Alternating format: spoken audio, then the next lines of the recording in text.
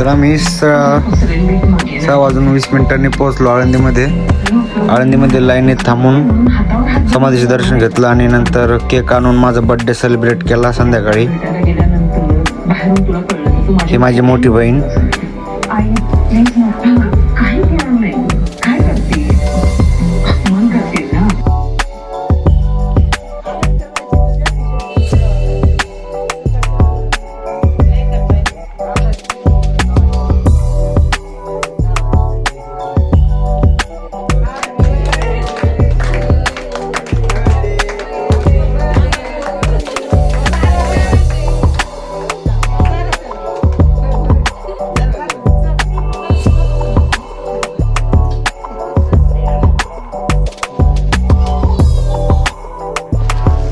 तर सकाळी आम्ही चरोली बुद्रुक या ठिकाणी म्हणजे आळंदीच्या पुढे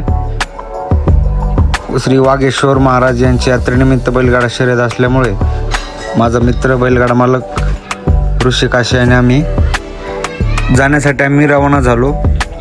ही जाधववाडी आहे. जाधववाडीतून आम्हाला चरोली बुद्रुक या ठिकाणी जायचं होते. पिकअपमध्ये त्यांनी त्याचा बैल आणि एक घोडी घेतली होती. तसंच पुढं मुशीमध्ये अजून एक जणाचे घोडे आणि बैल घ्यायचे. त्या ठिकाणी पण आम्हाला थांबायचं थोडा वेळ. हा आहे भारतमाता चौक. आळंदीकडे जाण्याचा हा मार्ग आहे, देव आळंदी रोड. पुढचा जो रोड आहे तो नाशिक हायवे आहे. आणि इथे ट्रॉफिक ही असतेच, कधी पण गेलं ना ट्रॉफिक लागलेलीच असते इथे. इथं भारतमाता चौकाचा सिग्नल आहे हा.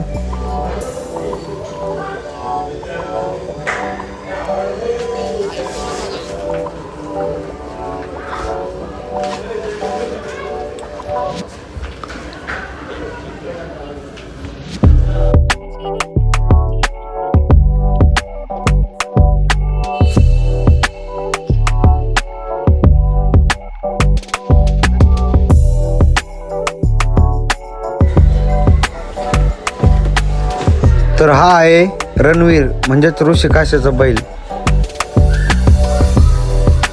तुम्ही माझ्या अजून दुसऱ्या ब्लॉगमध्ये पाहिलं असेल, मोराची चिंचोली या ठिकाणी पण गेलो होतो आम्ही. हा भारतमाता चौक आहे.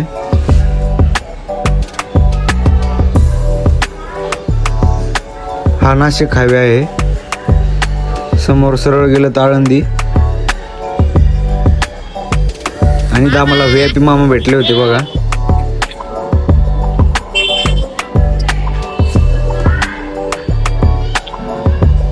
आणि इथं मुशीची पण यात्रा होती, त्यामुळे हे ट्रॉफिक भरपूर होतं यात्रेमुळं.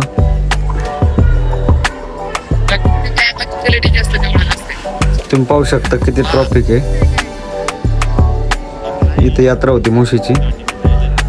नागेश्वर महाराज भंडारा उत्सव व भैरवनाथ महाराज यात्रा व कुस्त्यांचाही हंगामा होता इथं. इथं राईट साईडला कुस्त्याचं पण होतं.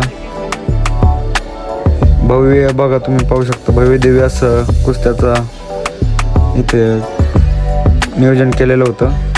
लेफ्ट साईडला दुकानं पाहताय तुम्ही यात्रेनिमित्त.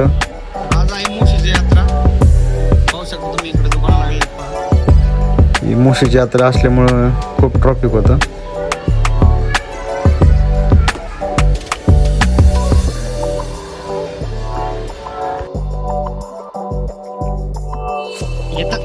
अरे आज कशी गाडी चालते?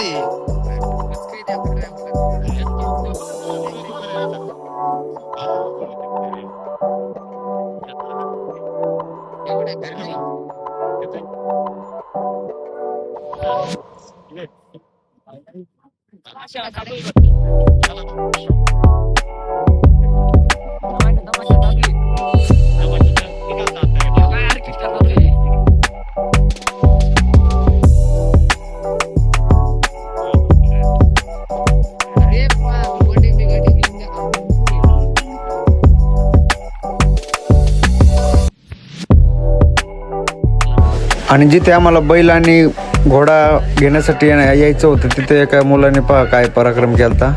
खुर्चीला कुत्रं बांधलं होतं. ते कुत्रं गुतलं होतं खुर्चीला, ते काढलं त्याने. आणि त्याच्यात लेफ्ट साईडला आतमधून ते बघा आणलाय घोडा आणि बैल. ते जोडे ऋषी काशीच्या रणवीरसाठी. तर हा माझा मित्र शिवप्रसाद शेळके ब्लॉगिंगसाठी लाजत होता, व्हिडिओ काढत होतो मी तेव्हा, आणि स्नॅपला टाकत असतो व्हिडिओ तो.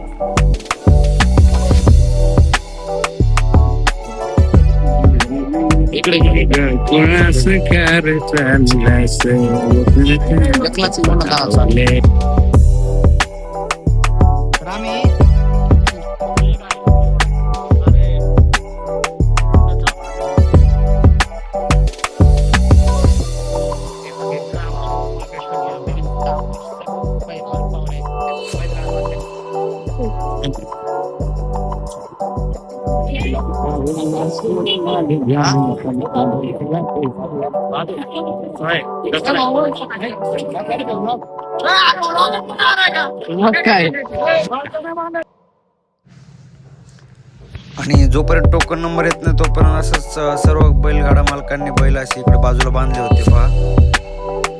आणि आमचा नंबर 347 होता, टोकन नंबर. ही बघा किती मोठी घोडी आहे. इकडे खाली बांधले होते आणि आता इकडे बांधतायत बैल. सर्व बैलगाडा मालक वगैरे इकडं नंबर येईपर्यंत वेटिंगसाठी थांबले होते. तसंच त्यांना खाण्यासाठी वडापाव वगैरे इथं कॅन्टीन होती.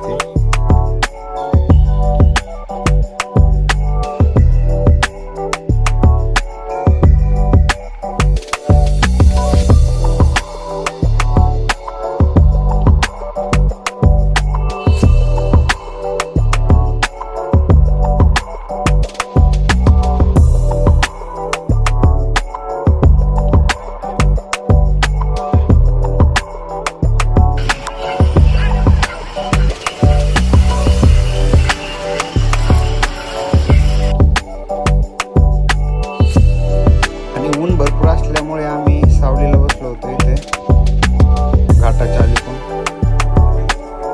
ज्यांची बारी झाली होती, ज्यांची बारी होत होती त्यांची ते पलीकडनं येत होते.